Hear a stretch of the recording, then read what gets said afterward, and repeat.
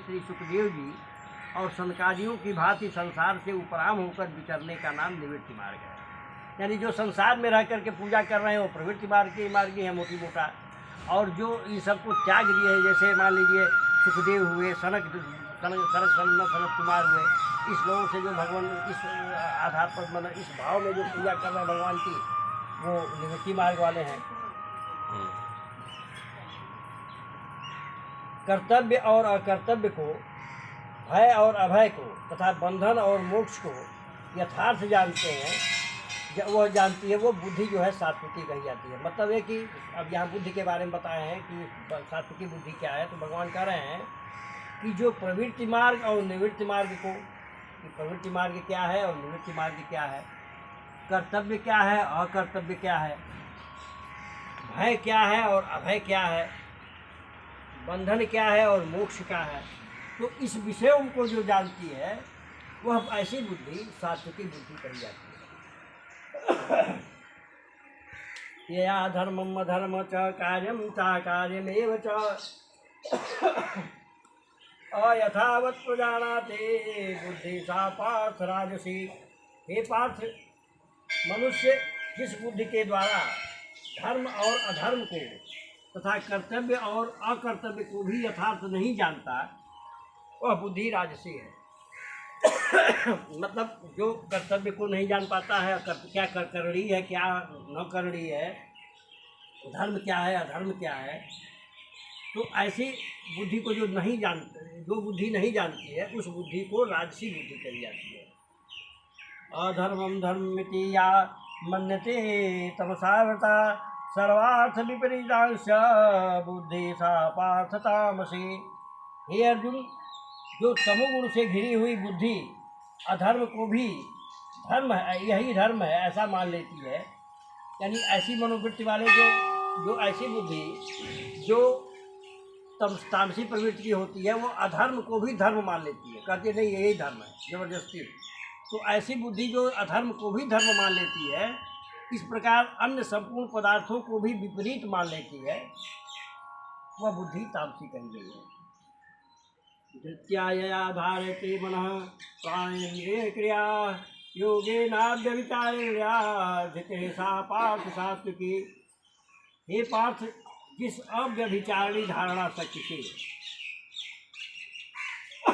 अव्यभिचारिणी धारणा शक्ति का मतलब हुआ कि भगवत विषय के सिवा अन्य सांसारिक विषयों को धारण करना ही व्यभिचार देता है।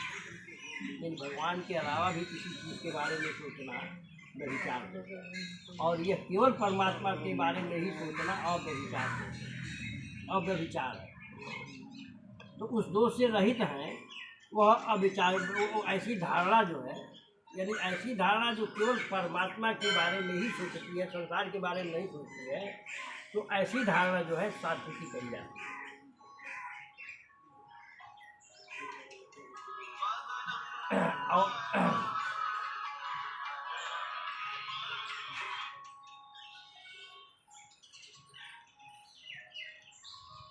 या तो धर्म कामार्थ धृत्या धारते अर्जुना प्रसंगेन फलाकांक्षे धृति सा पार्थ राजसी। परंतु हे प्रथापुत्र अर्जुन, फल की इच्छा वाला मनुष्य जिस धारणा शक्ति के द्वारा अत्यंत आसक्ति से धर्म अर्थ और कामों को धारण करता है, यानी जिस फल की इच्छा भी है उसके अंदर, और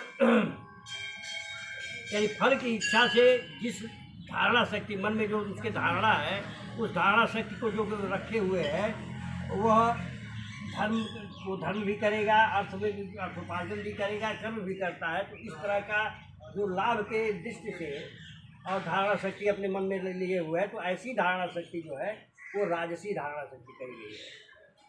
यया स्वप्नम भयम शोकम विषादम मदमेव च न विमुंचति दुर्मेधा धृते सा पार्थ तामसी। हे पार्थ, दुष्ट बुद्धि वाला मनुष्य जिस धारणा शक्ति के द्वारा निद्रा, भय, चिंता और दुख को तथा उन्मत्तता को भी नहीं छोड़ता, यानी ऐसी धारणा शक्ति दुष्ट बुद्धि वाले की ये तामसी है। तो निद्रा, भय, चिंता और दुख तथा उन्मत्तता को भी नहीं छोड़ता, अर्थात इस सबको धारण किए रहता है। यानी जिसकी धारणा शक्ति में निद्रा यानी आलस्य है, भय है, चिंता है, दुख है और उन्माद है, ये सब चीज़ें जिसके मन में भरी हुई हैं, जिसकी धारणा में भरी हुई हैं, तो यह जो है ऐसी शक्ति जो है तामसी कही गई। जैसे हम लोग हैं। काहे इतना सुनने के बाद भी आप वही रहेंगे तो फायदा क्या सुखम सुखम तत्वादिनीं त्रिविधं श्रुमे भर्तर्षभ अभ्यासात्मते यत्र दुःखान्तं च निगच्छति यत यतग्रे विषमिव परिणामे मृतोपमं यत्सुखं सात्विकं प्रोक्तम् आत्मबुद्धिप्रसादजम्।